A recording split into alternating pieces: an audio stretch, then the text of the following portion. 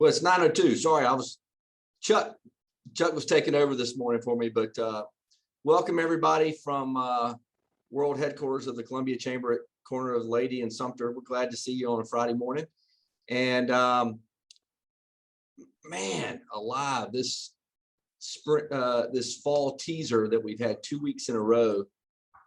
I'm sure it'll be 100 next week. Sorry, but it feels good today. So let's enjoy it while it lasts, right? What a crazy week.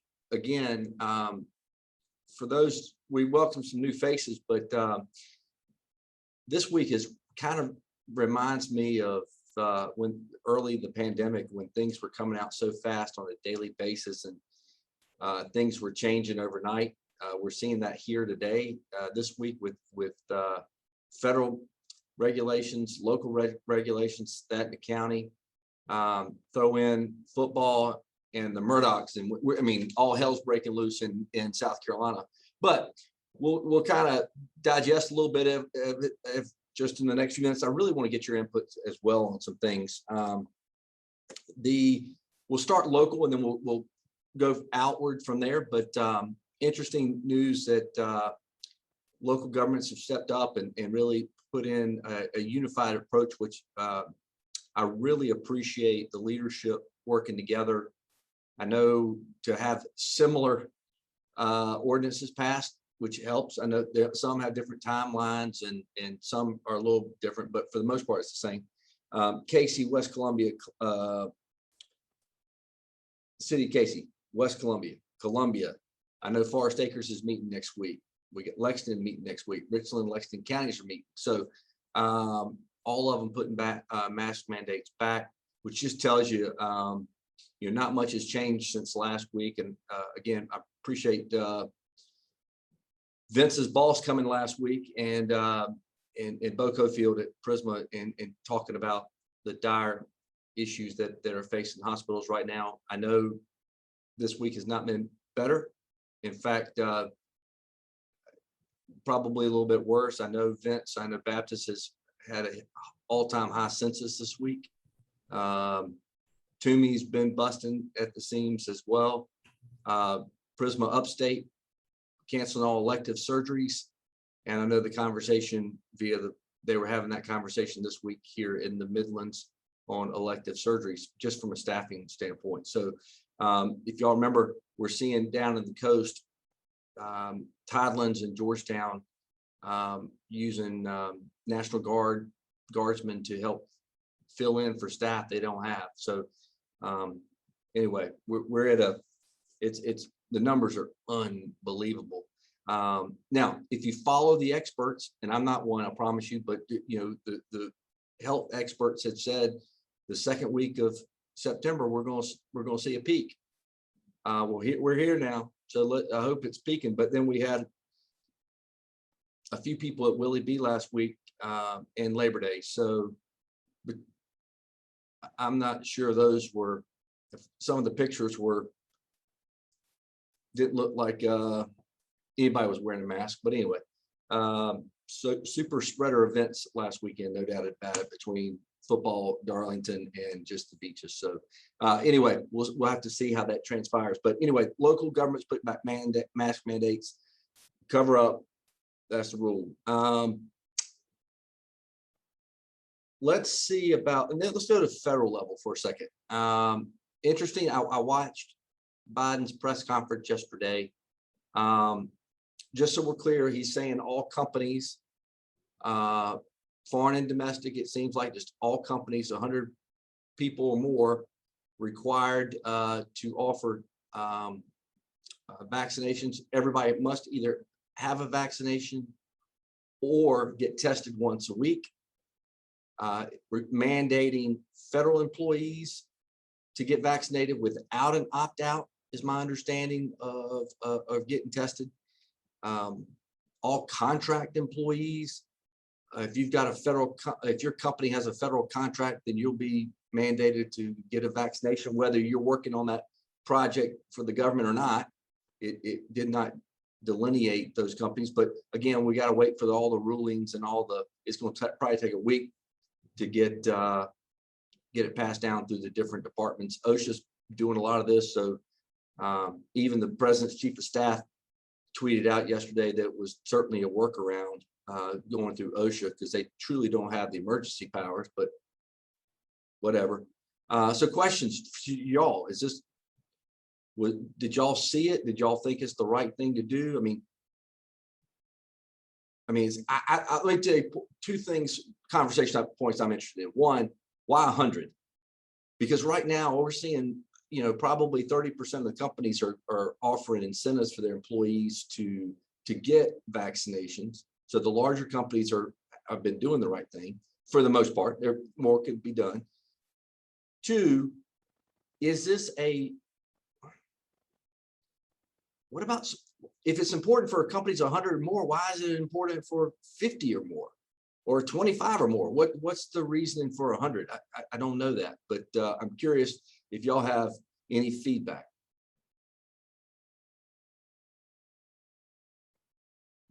All right, we're going to take a coffee break, so y'all drink a sip, and then maybe that will get somebody. I'll defer to the experts on why 100, but Columbia College says you're either vaccinated or you're tested weekly. So from my point of view, it's like, well, good. That he's requiring us to do what we're already doing. That was my point. I didn't think companies, I knew a lot of them were doing it that way. I'm just intrigued when, if you look at the breakdown, I'm not sure, if you look at Lexington, Richland vaccination numbers, they're about the same, which is interesting. So it's not an R&D issue. It's a rural versus urban. So it's a little, I'd love to see more data on this, which will come out eventually, but interesting. So for another example, if the government is not requiring the U.S. Postal Service, they're not part of the mandate. They're over 100 employees, but they're not part of the federal mandate that everybody's got to be vaccinated. So I don't know. It's kind of we'll have to see how all this spills out. Anybody just flat out mad about it? Carl, this is Lynn. Hey, Lynn, good morning. Good morning, everybody. I just comment that in looking back in how they implemented the Family Medical Leave Act, they used a 50 employee number. Yep. And the basis for that was hardship on the business. And so maybe that could have something to do with the fact that, you know, employees of 100 or less would be normally your smaller businesses, your minority businesses, smaller businesses, and maybe that could be the logic. But having just seen it yesterday, I had the same thought. And my thought was, why didn't they go with the 50? Because I've worked with that for so long. Yeah. So the 100 just kind of threw me off. But the logic, I know if you look at the same types of language in that was the justification they used for the Family Medical Leave Act, was business hardship. Okay, thanks, Lynn. Anybody else? Well, Carl, I would say, sometimes we forget that sometimes these numbers don't necessarily have a lot of logic associated with them. It could just be as simple as, somebody negotiated with the president and said, look, 50, we want it at 100. It could be that simple. Somebody said that. But otherwise, 100 doesn't quite make sense. I agree with Lynn. 50 is a breaking point for the Department of Labor for certain requirements for businesses. I don't know why 50 versus 100, other than somebody whispered in his ear and said, we need to make it 100. Yeah, it's interesting. I would agree. All right, enough about. We'll know more in the coming days, because I was on an email chain with chamber presidents from Charlotte and Greenville and Charleston, State Chamber, Myrtle Beach this morning, all getting reactions to it, and we've all got meetings with partners today. So we'll have more, and probably more definition from the feds next week as well, Hey, talk Carl, about it. I think it'll be interesting to see what the market does today. I totally agree with that. Yeah, that'll be a huge response. Certainly. Because if the result ends up on us actually driving this thing back down, that market should take off. Does anybody know who's paying for the negative COVID test? Like that could kind of go back to the hardship on a company on why it's more of 100. Because if you have 100 employees, if you're paying for the negative COVID test, that could be a reason why it's higher than 50. Yeah.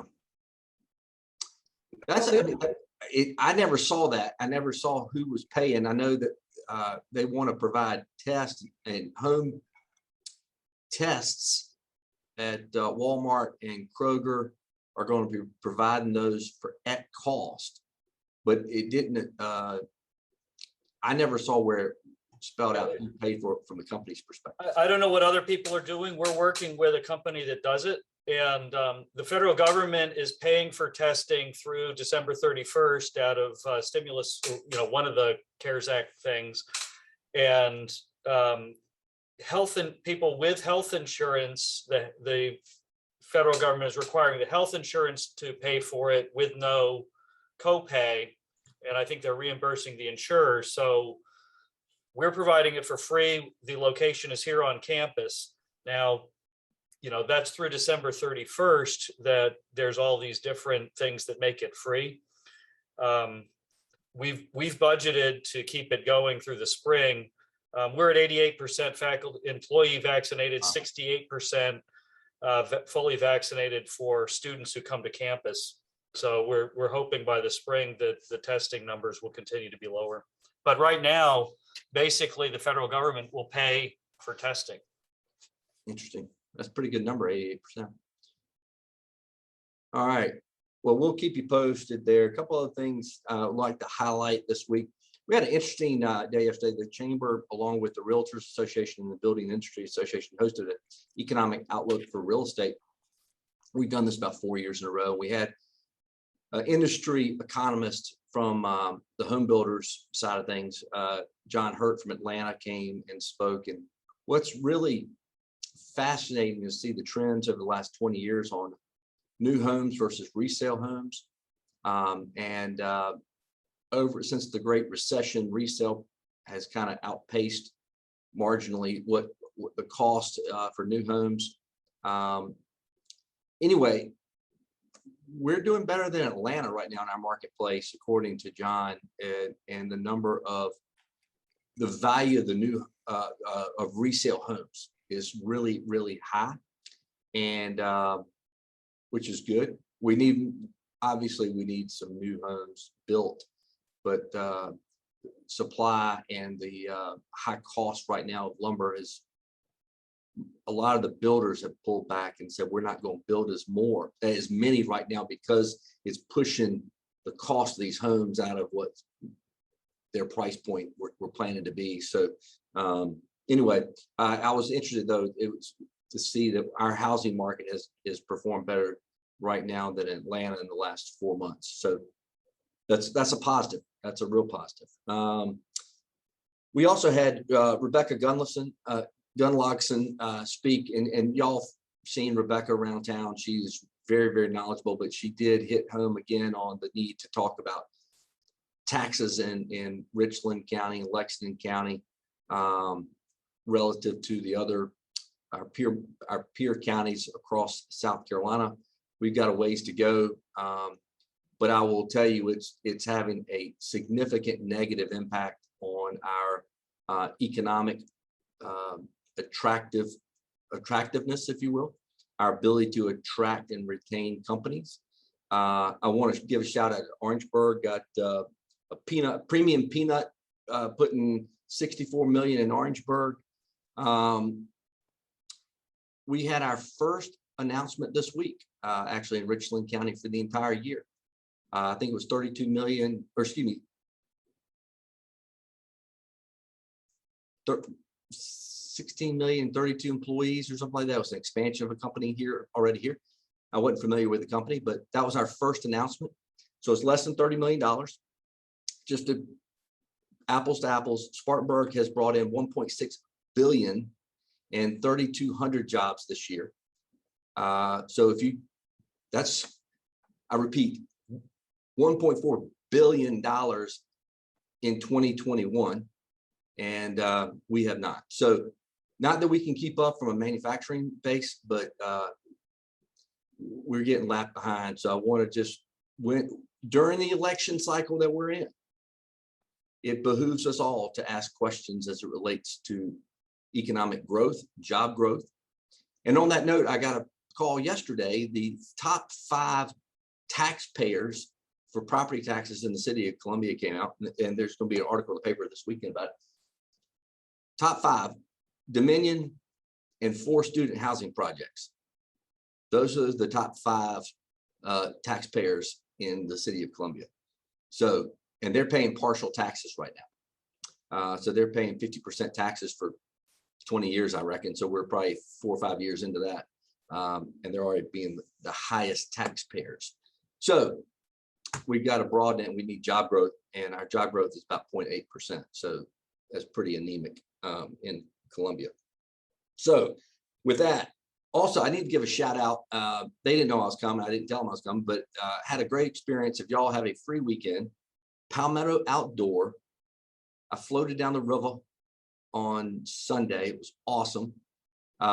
This beautiful low humidity weekend was a great time to get out on the Congaree and float. We did Gervais Street all the way down to the Casey Landing, which is about 3 hours worth of float time.